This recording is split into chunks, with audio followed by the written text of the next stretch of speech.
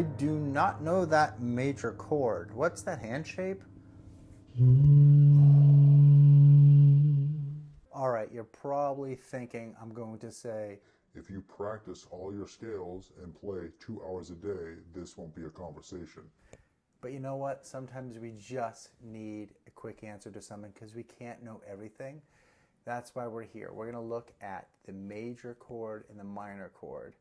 This is a video for new learners or anyone that needs a refresher. The main goal will be to play any note on the piano and be able to figure out how to build a major chord from that note. All right, let's go to the C triad. So the word triad means three. Also C chord. And I'm starting here because most of us probably know how to play this. If you haven't learned that yet, that's fine. Our major chord, our sound quality, as many say, a bright or happy sound. And I do want to go off a tangent because it is a happy sound. But with the piano, we have so many colors. Check it out. If I play down here, some learners will hear that as minor because of the dark quality. But now when I play it minor, letting me go off my script a little bit. For this lesson though, we are going to figure out how to find a major chord in any note.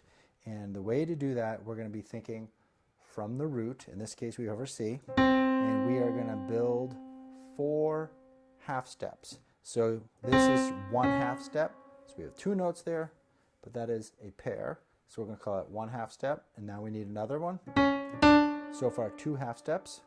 3 half steps, 4 half steps. That is important because that acts as an insurance. If we go to an odd key, we're going to depend on that. So that means we have our root, our C, and then our E. Check it out, letter names. Just think letter names. In this case, for the basics, the chord name would be every other note, C to E. So 2 ways you can get to the top note. You'll hear some people say on YouTube, from the root, go up 7 half steps. 1, 2, 3, 4, 5, 6, and 7. However, if we've already found the third one, from here, how many half steps do we have to go to find the 5th? 1, 2, 3. I think that's a bit more efficient, and I've seen this with learners. So let's back up. This is the main part of the lesson. You can start on any note, you get the root, you get the middle note of the chord, go 4 half steps. Let's try this one, and then you'll take a quiz. 1, 2, 3, 4. So now we have A flat and C.